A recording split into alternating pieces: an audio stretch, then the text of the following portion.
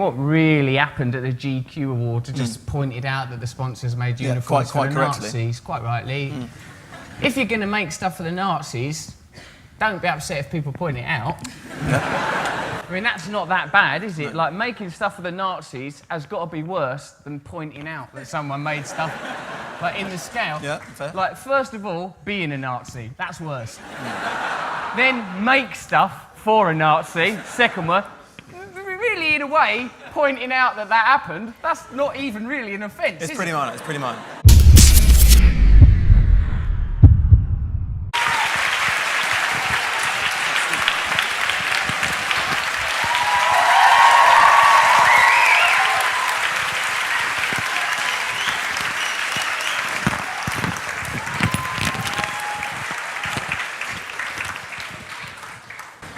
Ladies and gentlemen, it is my absolute pleasure to welcome to the Union this evening a stand-up comedian, an actor, an author, and burgeoning political activist, Russell Brand.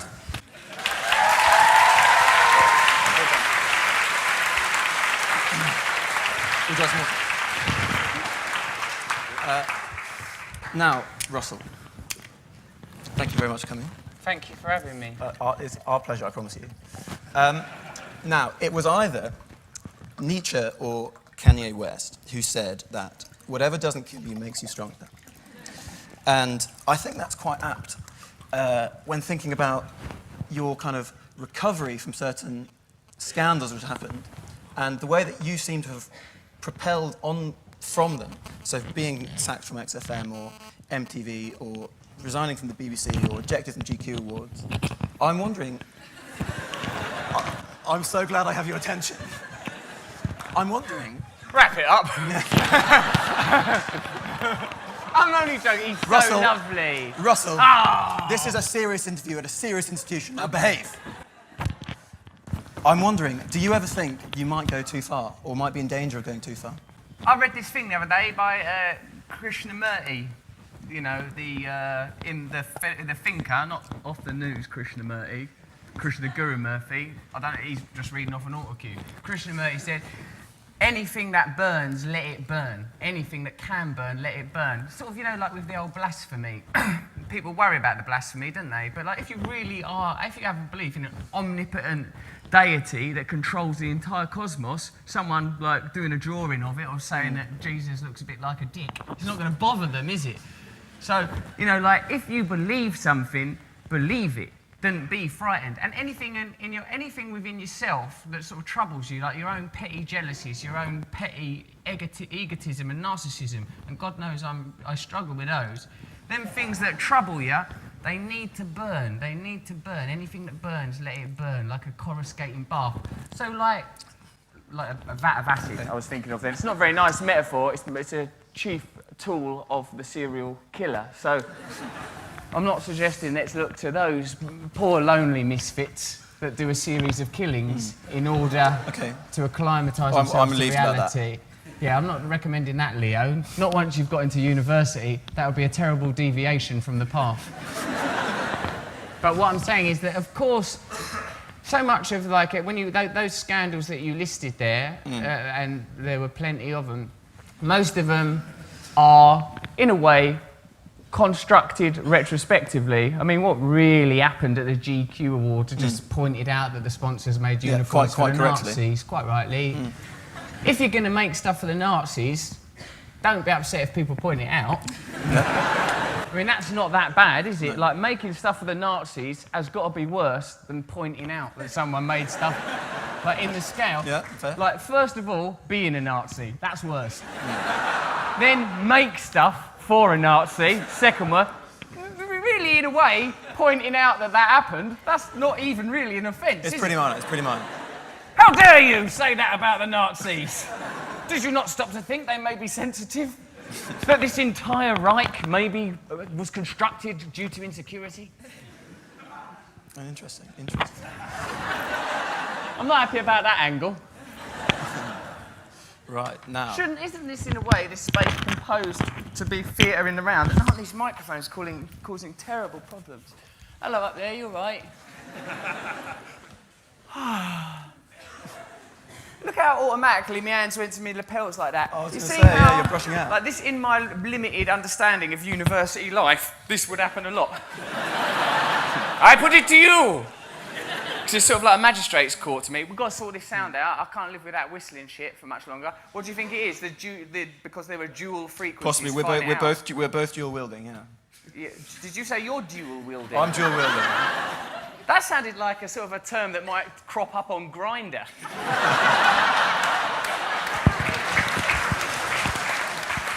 I'm going to come over there, but let's be aware of this buzzing shit. It's doing my nutting. Right, Russell, I read your bookie work in preparation for this interview. Well done. Or the first one. And I was interested to read that when you were younger, you felt an almost pathological desire to be famous, I think. What I'm going to do is I'm going to hold that. It's giving me a lot of shit. Okay. And whoever's on this, who's on your soundboard, they should turn this down. This is too toppy. So whoever's doing it's his first day, the lad. Yeah, it's our first day. What's your name? Look how gorgeous he is. What a little idiot.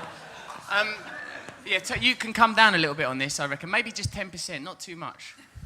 Good lad. Okay.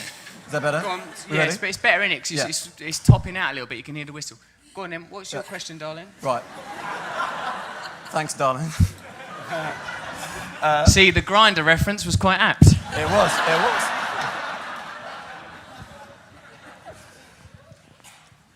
You throw me. That is one of my moves, which is stated on my Grindr profile. The throw. I recently also heard an interview where you described fame like ashes in my mouth. And I wondered what it was about fame. Why hasn't it lived up to its billing that you gave it when you were younger? Because how could it possibly? Because fame fulfills a social role. You know, I mean, sort of, as you lot know, being well-educated young people, all contemporary phenomena, all phenomena is an imitation of an essential nature, whether we are talking of the ideas espoused in the Lord's Prayer, on earth as it is in heaven, heaven being a subtler vibrational frequency than the earthly realm upon which we live, or the Platonic idea of the shadows on the wall. The gross material reality that we experience is an imitation of an essential reality. We know that even our physical forms are a projection of subtler energetic forces. So fame, the idea of fame, the notional concept of fame as espoused, as experienced through vicariously or as we read about secondarily, when you experience it, it's always going to be a power imitation of that, because really what it is a blinding white light to distract us, to prevent our consciousness predicating where it all on the advancement of our species, on the unity of all people. It's a way of, I think, hypnotising a population. So when you're just a kid and you see famous people, famous things, you're all kind of, fuck me, that looks brilliant, it looks so exciting, particularly if you live in a very humdrum, dull place. Seems like it could be some sort of solution.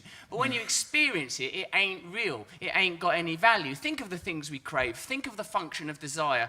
In the terms of desire's indigenous function, we are already in paradise. We are already fed. We are already sheltered and clothed. Desire has fulfilled its function. Here we are with roofs above our head, safe in our tribe.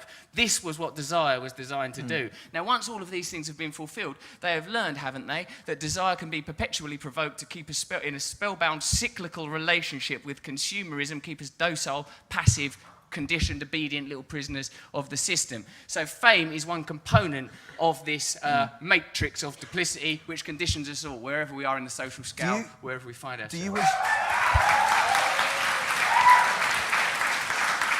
Do you ever wish that you weren't famous, that people didn't stare at you whenever you walk down the street, that you were just a quote-unquote ordinary person? No, they stared at me anyway, mate.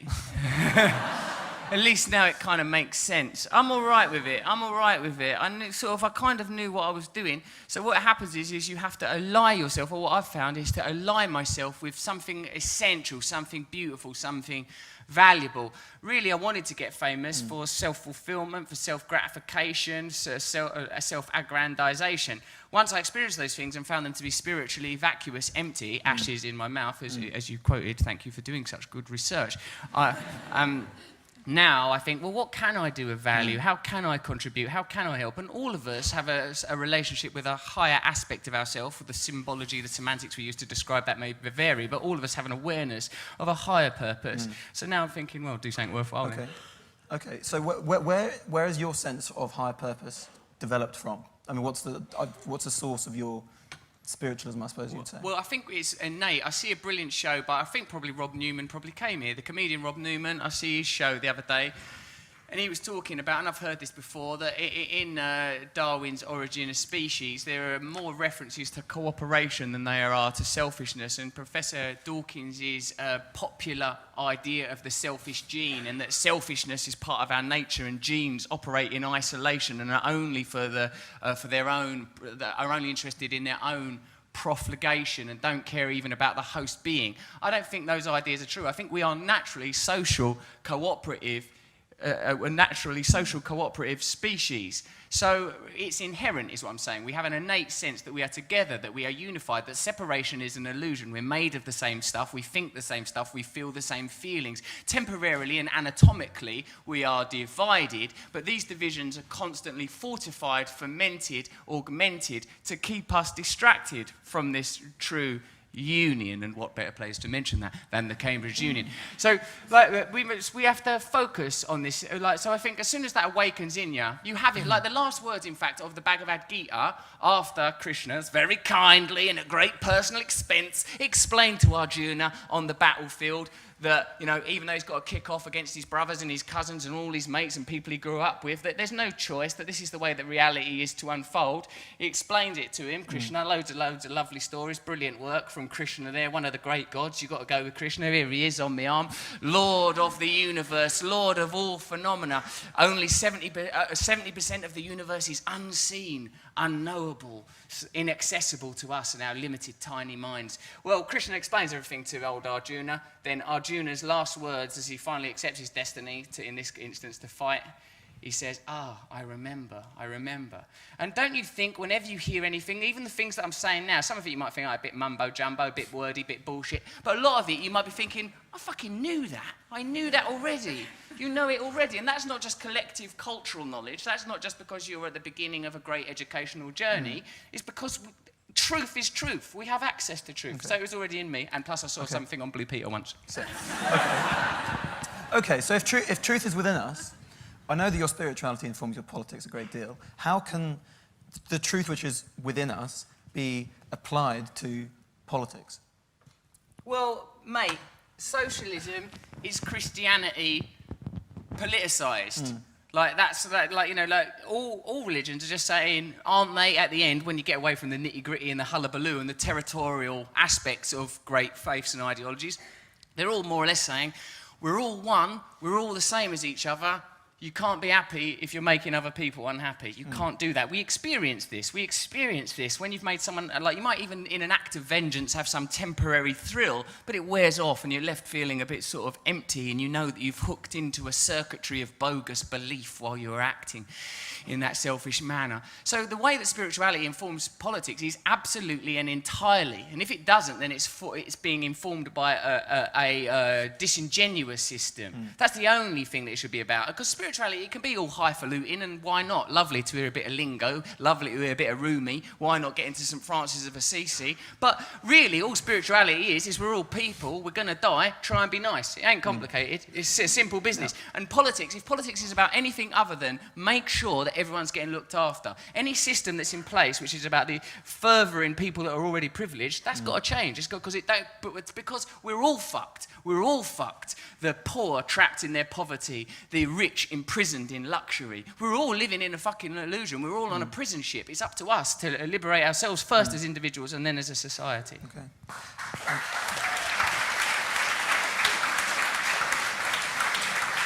Okay, and so I suppose that from liberation, what we're talking about here is revolution. Yes. I wonder what kind of revolution you envisage. Do you envisage a kind of a spark setting something off, or a gradual process, an evolution? It will happen instantaneously. It's happening now. Because, you know, the agricultural revolution, thousands of years, the industrial revolution, hundreds of years, the technological revolution, tens of years, the spiritual revolution, a moment. I think it was it was a Yogananda who said, it don't matter if a cave's been in darkness for 10,000 years, once the light's on, we're all illuminated. We all have access to this. We all have access to this change.